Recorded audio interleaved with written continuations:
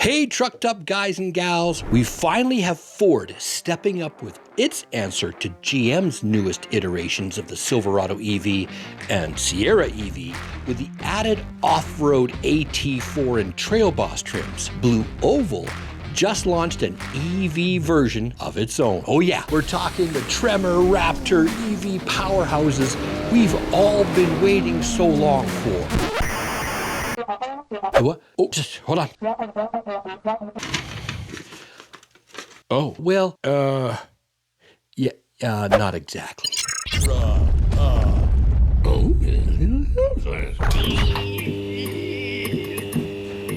I have seen so many of my viewers join the Trucked Up community lately, not only by signing up as a Patreon or YouTube member, but by taking a far bigger step and going out and buying an EV truck of their own. I'd like to take this moment to congratulate all of you. Nicely done. Also, seeing folk wearing trucked up attire has just blown me away, and I really appreciate receiving your pictures and stories. At the end of this episode, stick around because I'll be highlighting a whole new basket of trucked up folks' pics, stories, and rides right here. Okay, when you're one of the big three, and a large percentage of your revenue, and more importantly, your profits, comes from serving a very specific group of people who will buy a gas-powered off-road monster beast with a twin-turbo V6 or supercharged V8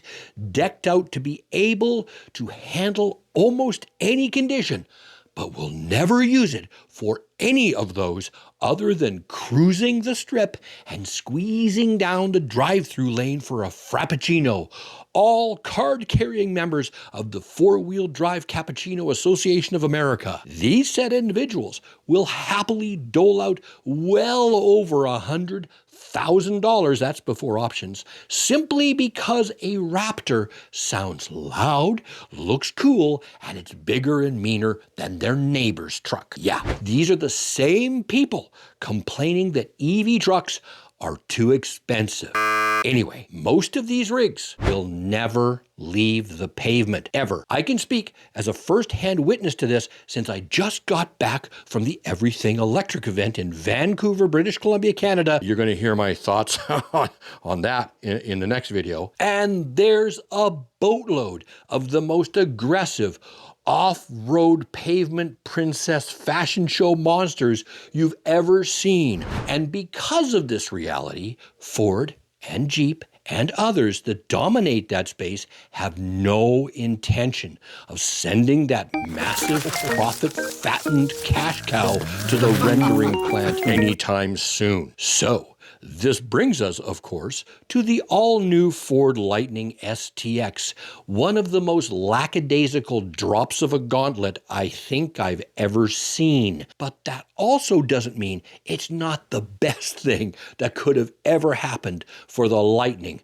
at this moment right now. I know it sounds like I'm contradicting myself, but that's because I am, and that's because this truck is a contradiction. What we were all hoping for, of course, was an electric Raptor, at least an electric Tremor, or a market-ready switchgear, a true Baja killer that would rewrite the history books about power and appeal of the full-size light-duty EV pickup, and we knew Ford was capable of doing it because they've already proven it. But what did we get?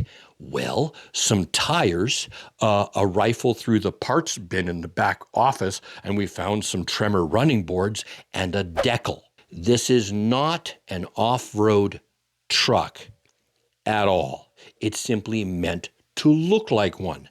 But that'll do for a lion's share of buyers, especially when we see how Ford has packaged it. Ford has done it in a very smart way that doesn't cannibalize any of its other sales or put negative pressure on its top Lightning trims.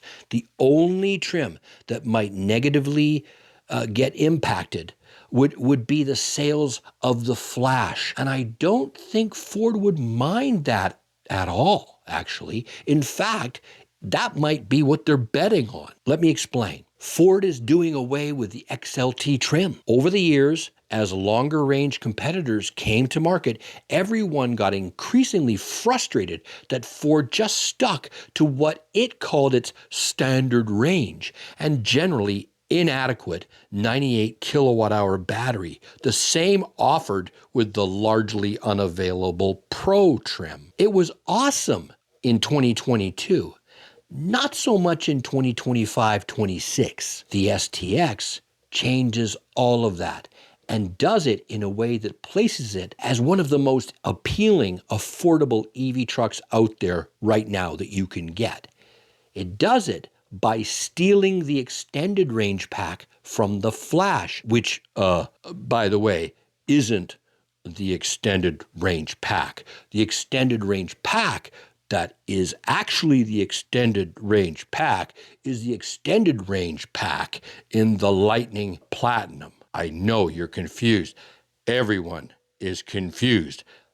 That's the whole idea. You see, Ford has decided that it can bamboozle buyers like you into buying less without even knowing it by calling any battery pack above its standard range pack the extended range pack, all while not disclosing that there's actually two identically named but two entirely different extended range battery packs. Over at GM, Rivian, and Tesla, every battery pack size has a unique name and thus no deceptions. Well, Ford doesn't like that idea and calls both its new 123 kilowatt hour pack and its 131 kilowatt hour pack extended range, thinking you won't somehow notice. Well, Jimbo, old buddy, we noticed. But this thing is still an awesome deal. Why? You're now getting the 2025 Flash-sized battery. This new miraculously shrinking Flash battery is estimated to deliver 465 kilometers or 290 miles of range for the same price as the outgoing XLT, which only got 386 kilometers or 240 miles. Same price, a lot more range. You don't hear that very often. This might finally mean the phasing out of the 98 kilowatt hour battery option entirely, which wouldn't hurt Ford's reputation very much at this point. In a nutshell, you're getting an XLT interior, but without the carpeting, more in line with the Pro vinyl flooring, some STX fancy embroidery and little stitching and crap in your seats, and a heated blue wrapped steering wheel. So unless you really want the cloth interior and flooring, the larger center screen, like the Flash and Up, and some options closer to the Lariat,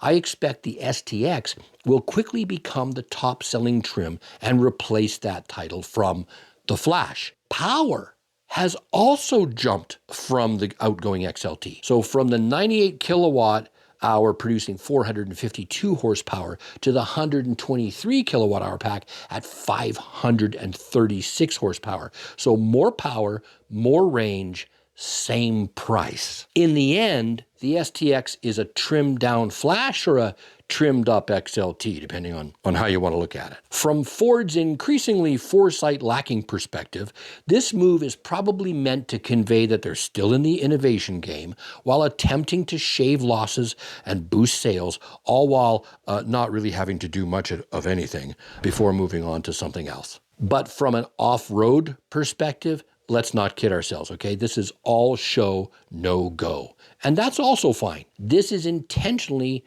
no Raptor or even a Tremor because, well, why rock the boat? Why stir up losses in your biggest gravy train? As I've mentioned in previous videos, Ford is acting like it would just like the whole Lightning EV chapter of its history to just quietly go away and get Ford customers back into the seat of turbocharged V8 monster pavement princesses. That's where the quick money is. And to be clear, if anyone thinks I'm being rough, let's just look at the Tremor, the Raptor, and even the new Silverado EV, Trail Boss, and Sierra EV AT4 for a quick comparison. I'm not going to go through all their features. I'm going to just point out what the STX doesn't have that most of them do. The STX has no beefed up suspension, no lift, no improvement in approach or departure angles, no sway bar disconnect, no four-wheel steering, no optional air suspension, no front locker or adjustments made to improve off-road navigation, and basically a big no to anything that would indicate that this thing has off-road in mind other than looking the part in some rudimentary way. It's no different than any other Lightning other than some decals, less than stellar off-road rubber, different rims that are most certainly increasing roll resistance, a set of running boards lifted from the Tremor parts bin, and an almost identical front grille that Ford is trying to convince us is distinctive. Whatever. Oh, I forgot. And it has decals. That should help the truck age much faster when they fade from the UV rays. But what isn't said here is the Lightning was already far more off-road capable than any other full-size light-duty EV truck. That's why I bought it and wanted to do the things that I wanted to do with the truck when I was trying to decide which EV truck would replace Igor, my standard range Lightning 2023. If you want to watch that video, check it out right here. This was one of the reasons I could get this thing to be an off-road truck from standard parts. I could do the same kind of things that you could do, for the most part, with a standard F-150, because mostly it is an F-150. Nothing came close out there to undercarriage protection and robust suspension, unless you include the Rivian. That's $100,000 more expensive here in Canada than buying it. Not it's $100,000, it's $100,000 more. And it doesn't even have locking differentials. It took the Trail Boss and the AT4 to catch up to the Lightning. So what I'm saying is that the Lightning came out the gate in a better position for those applications already. It didn't really need to catch up. Everything else had to catch up to it. But that's now happened. And this was Ford's reply, which leads to the biggest question of all. Why not capitalize on that advantage and at least throw in a lift? $30,000. That's why. That's your answer. Based on the most recent estimates, that's how much Ford is still either losing or conveniently burying as a loss into each Lightning it makes. Whereas that F-150 Raptor R, yeah, that's the Apple 16 Pro Max for profit margins. You know, I'm guessing Farley and Bill Ford try really hard not to snicker every time they look at how much each sale makes them in profits. No one in their right mind is going to walk away from that castle of cards unless someone pulls the jokers out. Like with any EV truck, I hope the STX sells like hotcakes. It's incredible value for the money. Adding range and power without increasing price is a massive breath of fresh air in the EV truck space. But just like the so-called extended range packs, be aware of what you're actually getting. And as promised, here are a few of you, my viewers and fellow Trucked Up folks, showing off some swag and rubber. Back in the spring, Trucked Up reviewer Rich managed to take a trip from Stillwater, Oklahoma to Denton, Texas, pulling a travel trailer on the way back without any incident. You know, no bursting into flames, no stranded on the side of the highway, no tow truck. Nope, this one is a 20-foot toy hauler, you'll see it here in the picture, that has an empty weight of 4,177 pounds. So the truck averaged for the trip back 1.1 miles per kilowatt hour. That's pretty good when you actually work that back to fuel. That works out to nearly 30 mile per gallon estimate with a travel trailer on the I-35. Nice. And here, my buddy Sheldon, you'll remember Sheldon. I did this video on Sheldon, the silent gardener. I love this guy's business. And Sheldon decided to add a used tiny truck. When I was there, he was trying to get it running and he just didn't quite get it for me to have it running. So I wanted to show it to you because after a failed attempt using an LED carbon battery swap, he installed a 16 kilowatt hour LFP setup. This little pygmy mobile gets a stellar 70 kilometers of range, even though it's more used as a low, it's a low speed vehicle rating. So this thing's rated only for, residential streets at like 50 kilometers an hour or 40 miles an hour, somewhere around there, as a local site truck. But seeing that I'm, asking folks to share pictures of a truck, he figured that his little mighty E LSV here is technically a truck. Okay. It is kind of cute. Lastly, we got Steve here, and he shared a few shots. Here's one of his Lightning and his son's Mach-E charging on the Tesla superchargers when they went live for the first time for Ford customers.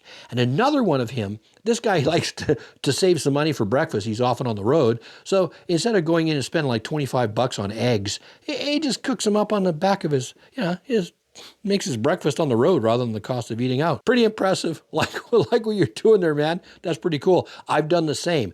Usually on some kind of camping trip. But you know what? I should have been doing that on my road trips. I'm always thinking, I got to stop in and buy a sandwich. Just cook the crap right in my truck. I just want to thank you all too for these pics. And there's a lot more in the next several videos. I'm going to keep posting these.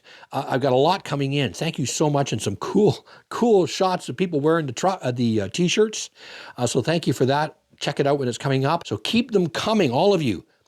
Stay trucked up. Get it all into me. I can't express enough my thanks to my Patreon and YouTube members, along with all of you who have been so generous with the super thanks, who do so much in keeping this channel afloat. As always, thank you so much for watching. We'll talk to you soon.